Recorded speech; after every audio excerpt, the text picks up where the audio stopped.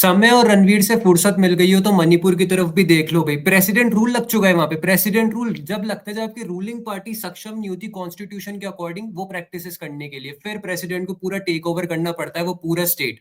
अब यार president rule लगने की नौबत आ क्यों गई? क्यों लगाया प्रेसिडेंट रूल मणिपुर के अंदर? मणिपुर में पॉलिटिकल इंस्टेबिलिटी बहुत है। एक तो वहां का एथनिक वायलेंस अभी भी खत्म होने का नाम नहीं ले रहा है। आप मानोगे नहीं, मई 2023 में जब दोनों ट्राइब्स के बीच में जब एथनिक वायलेंस हुआ था, तो उसमें 60,000 लोग डिस्प्लेस हो गए थे और 250 लोग मारे गए थे।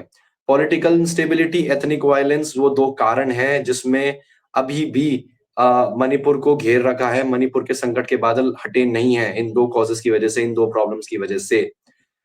प्रेसिडेंट को ये लगा जब मणिपुर के chief minister N Biren Singh ने जब इस्तीफा दे दिया, रिजाइन दे दिया, तो 4 दिन बाद ही प्रेसिडेंट द्रौपदी मुर्मू जी को लगा कि अब मणिपुर उस हालत में नहीं है। तो उन्होंने आर्टिकल 356 का यूज किया, जो कहता है कि अगर कोई स्टेट गवर्नमेंट कॉन्स्टिट्यूशनल प्रोविजंस के अकॉर्डिंग स्टेट को नहीं चला सकती, तो उसमें प्रेसिडेंट रूल इम्पोज कर दिया जाएगा। अब वो पूरा स्टेट प्रेसिडेंट रूल के अंडर आ जाएगा। ये पहली बार नहीं है, ये 11वीं बार हो रहा है मणिपुर में। जब मणिपुर, मैं बताना चाह रहा हूं, मैं इंडियन गवर्नमेंट को यहाँ पे हाईलाइट कर रहा हूं, मणिपुर जल रहा था लेकिन किसी मीडिया वाले ने आवाज नहीं उठाई थी। तब कोई समय रहना, या मणिपुर के लोगों में, क्या मणिपुर के लोग भारतीय नहीं है क्या, ये मैं पूछता हूँ भारतीय सरकार से। कहां थी तब आपकी मीडिया? कहां थे मोदी जी? यूएस की स्टेट विजिट पे जाना था तब आप चले गए, आपने मन की बात करी, मणिपुर की बात नहीं करी। यही कारण है कि आज वहां पे प्रेसिडेंट रूल इम्पोज हो गया है।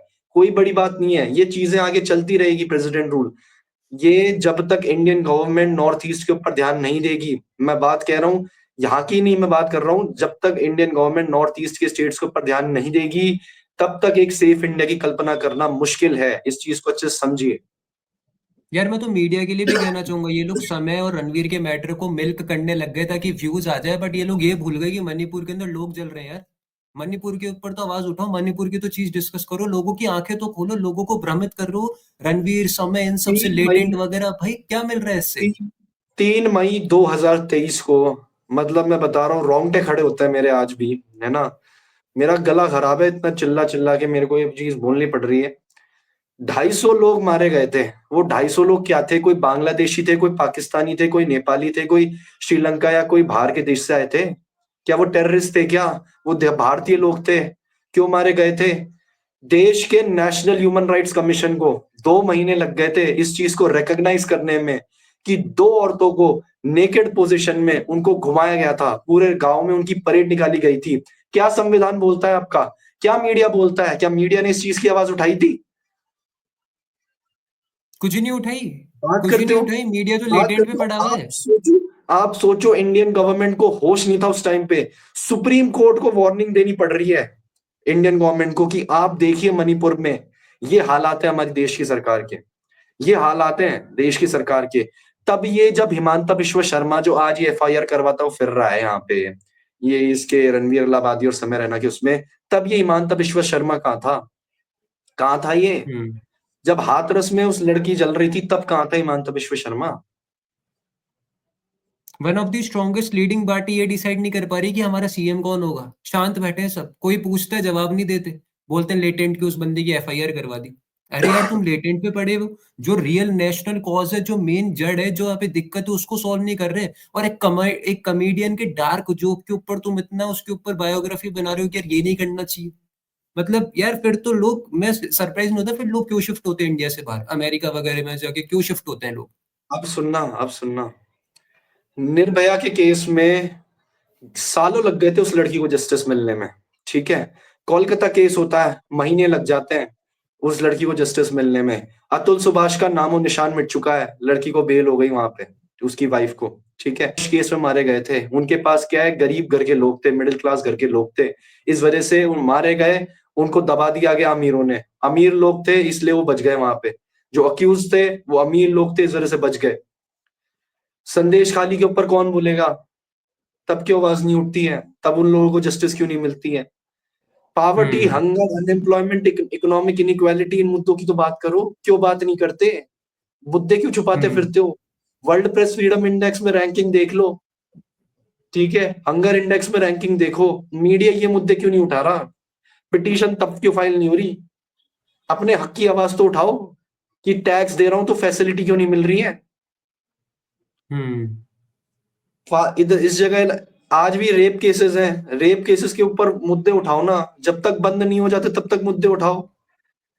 औरतों के खिलाफ हरासमेंट होते हैं, उनके खिलाफ मुद्दे उठाओ। मुद्दे तब तक उठाते रहो जब तक ये प्रॉब्लम जड़ से उखड़ नहीं जाए। हाँ तुम्हारे स्कूल्स ठीक नहीं हो रहे, मुद्दे क्यों नहीं उठाते? तब मुद्दे तुम्हारे कहाँ जाते हैं? तुम्हारे हॉस्पिटल सही नहीं है, हॉस्पिटल में तुम्हारे पास इलाज नहीं होता, लोगों के पास बेड्स नहीं है, वेंटिलेटर्स नहीं है इस देश में, तब मुद्दे क्यों नहीं उठाते? समय रैना, रणवीर अलाहाबादिया, मैं दोनों को नहीं देखता, मेरे को दोनों से मतलब नहीं है। मैं भी नहीं रणवीर देखता। अलाहाबादी हाँ की एक दो क्लिप्स मैंने फिर भी देखी होगी, वो जो आई है, ठीक है, वो एक दो क्लिप्स अच्छी खासी आई थी उसकी, नहीं, वो भी रणवीर का जो पॉडकास्ट मैंने देखा है। पॉडकास्ट वाले शो पे। मैं दोनों के हम्म अगेंस्ट, मैं कोई सपोर्ट लेने नहीं आ रहा उनका, मुझे दोनों से कोई मतलब नहीं है। पर मैं तो एक लेकिन बहुत होती लेकिन है, बहुत गलत बोला है, मैं ये भी कह रहा मुद्दा तब आता है जब रियल इश्यूज को हाईलाइट करके आप, जब रियल इश्यूज को दबा के आप फर्जी इश्यूज को ऊपर उठाते हैं। मुद्दा सिर्फ ये होना चाहिए था, एफआईआर होती, पिटीशन फाइल होती, सीक्रेटली पॉलिटिशियन वहां पे जाके अलग से कोर्ट केस लड़ते हुए रहते। तुम इसको नेशनल इशू क्यों बना रहे हो? एक पॉपुलर कोट हाँ। बोल के दे रहा हूं, India has become a country where jokes have become a national issue and national issues have become jokes. बहुत सही बात। तो यही यार हमारा पूरा मेन मोटिव था कि यार लोगों के सामने सच्चाई तो लेके आए। सब लोग हर जगह जोक ही चल रहा है, ये नेशनल इशू भी जोक ही चल रहा है, जो जोक था उसके ऊपर भी एफआईआर वगैरह हो गई।